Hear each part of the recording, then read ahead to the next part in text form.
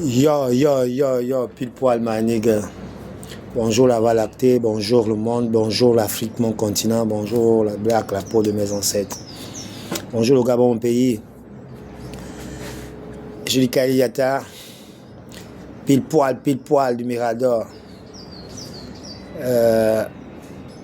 Aujourd'hui, nous sommes au mardi 16 septembre 2025. Je viens vous parler ce matin de la situation qui prévaut et qui plane sur notre pays en ce moment, notamment les rapports qu'il y a, les rapports conflictuels qui existent en ce moment-là entre la communauté expatriée et les Gabonais de souche. Plus précisément, les expatriés qui sont en situation irrégulière. Je viens vous dire, chers frères gabonais, chers compatriotes, chers concitoyens, que en réalité, nous sommes en guerre. Nous sommes attaqués à domicile. Dans certains offices ou certaines réflexions, on peut parler de guerre froide pour l'instant. Mais bientôt, elle va devenir éclair. Donc, le Gabon est menacé, le Gabonais est menacé à domicile. C'est une situation qui, normalement, ne dépend pas de nous, qui n'a pas été causée par nous. C'est une affaire qui a été causée, normalement, par le colonisateur, c'est-à-dire le Français. Cette affaire-là que nous vivons aujourd'hui a débuté depuis des années, et il y a des pays qui ont vécu et qui ont subi cela, notamment la Côte d'Ivoire. La Côte d'Ivoire a subi une véritable attaque de la part des étrangers. Les pays comme la Côte d'Ivoire, le Gabon, sont dans le schéma du colon, les points forts, les points stratégiques de son système d'exploitation des ex-colonies. Donc le système France-africain, la France-Afrique, mis en place par Jacques Foccart, qui était l'homme fort de Gaulle, Charles de Gaulle, celui qui a instauré la 5e République en France. Aujourd'hui, nous sommes à la 5e République avec le président Brice Oligui Nguema. Donc, tout se passe depuis cette conception-là. Ces deux pays étaient ce qu'on appelle les vaches à lait du système france-africain. C'est les deux pays-là qui, en fait, étaient, jusqu'à aujourd'hui même, constitués comme des filtres pour la France. C'est-à-dire des pays qui devaient retarder l'immigration massive des peuplements subsahariens, notamment noirs, pour la France.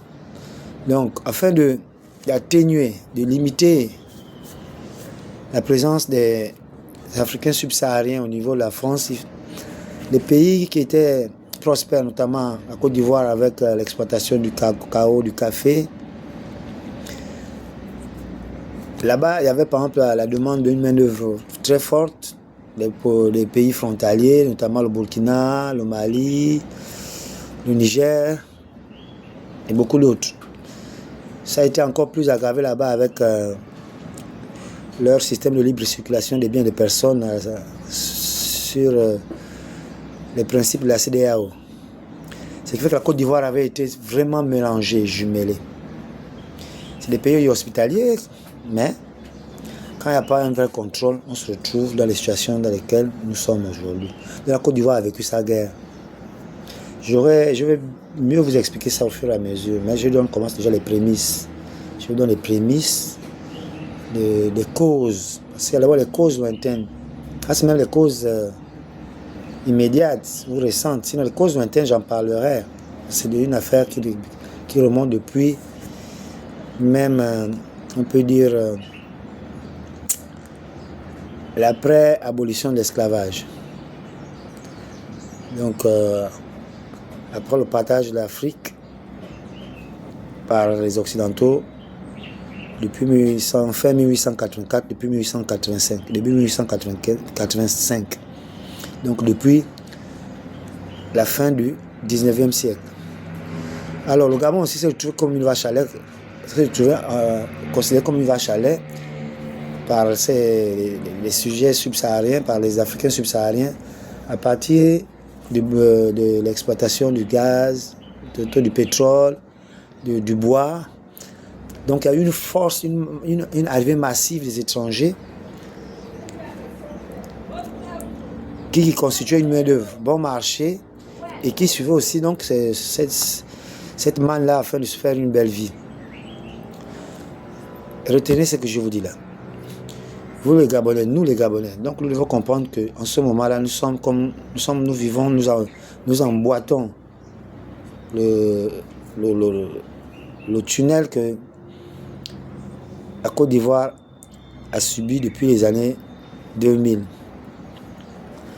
En réalité, tout a pris une autre dimension après la mort. Pourquoi la Côte d'Ivoire après la mort de Houphouët-Boigny? Parce qu'Houphouët-Boigny disait la terre appartient à ceux qui la mettent en valeur. Ça vraiment, c'était un slogan qui a beaucoup influencé sur les psychologies et les mentalités des sujets étrangers au niveau de la Côte d'Ivoire. Puis, a déclenché la guerre de succession en Côte d'Ivoire avec les successeurs de Houphouët-Boigny. Nous vivons ça aujourd'hui parce qu'après le décès de Houphouët-Boigny, le nouveau leader que la France avait choisi pour gérer son système france-africain, c'était El Hadji Omar Bongo. Donc aujourd'hui, après sa mort, et effectivement, El Hadji Omar Bongo avait mis en pratique aussi les méthodes, sinon il a fait la copie-collée de Houphouët-Boigny, qui était son maître ou son parrain au niveau de la France-Afrique. Donc il a aussi fait ce mythique pot-là, ce mélange-là. Donc il y a une affluence massive des étrangers chez nous. Donc faisons très attention. Je vais revenir sur les plus amples détails dans les prochaines vidéos. Aujourd'hui, nous rentrons dans la crise gabonaise. Il faut qu'on fasse attention, sinon elle peut ressembler à la crise ivoirienne, où les étrangers sont venus leur faire la guerre à domicile, sur leur propre terre. Et aujourd'hui, c'est un étranger qui est à la tête de la Côte d'Ivoire. Il est en train d'imposer ses règles, le Burkinabé, Alassane Dramane Ouattara. Donc voici aujourd'hui la situation du Gabon. Alassane Dramane Ouattara est un des filleuls de Houphouët. Il a fait la guerre de succession avec les Bédier, qui étaient aussi les enfants de Houphouët dans la politique, même ses parents aussi de sang. Et aussi à un des héritiers de Houphouët qu'on appelle Laurent Gbagbo, dans la mesure où c'était lui normalement le vrai héritier dans le sens du patriotisme ivoirien. Au Gabon, il y a aussi la guerre de succession qui se déroule pour succéder à Omar Bongo. Et cette guerre s'exprime particulièrement au sein de la famille Bongo. C'est ce que le professeur Albert Ondos a appelé la révolution de palais, parce que là-bas, il y a une guerre interne. Et cette guerre aussi de succession va s'extérioriser hors de la maison avec les partis PDG et tout le reste, jusqu'aux étrangers qui ont bénéficié des privilèges ou on peut dire, de l'esprit de bonté et de bienfaisance de Omar Bongo Ondimba. Donc nous sommes entrés aujourd'hui, sachez, nous les Gabonais, nous sommes dans une crise. Dans cette crise-là, il y a l'afflux des étrangers, il y a la guerre de succession au sein du clan Bongo et de son clan familial et son clan aussi politique. Et si on ne fait pas attention, je ne le souhaite pas, nous ne le souhaitons pas, mais c'est ce genre de similitude, de parallélisme qu'il faut faire pour comprendre la situation dans laquelle nous vivons. Dans tous les cas, je vous aime bien pour ce matin, c'était ça que je voulais vous dire. Pile poil, Julia, Marie Lumière, on continuera dans les prochaines vidéos afin de vous étayer davantage la situation dans laquelle nous vivons.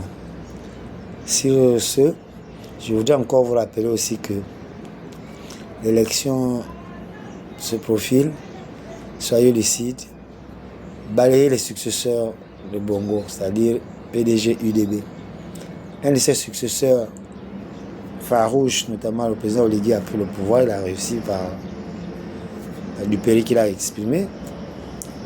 Il a fait confiance, mais vous voyez vous-même, surtout les populations d'Asni et de Pénorité, que ça n'a pas été cela. Donc aujourd'hui, il y a d'autres successeurs à travers les partis qui veulent aller au Parlement, qui veulent perpétuer l'ordre ancien, restaurer l'ordre ancien, les nostalgiques des temps passés. Donc ouvrez les yeux et prenez conscience de ça. On se voit à la prochaine vidéo pour continuer à mieux étayer afin de comprendre notre problème. Bisous pile poil.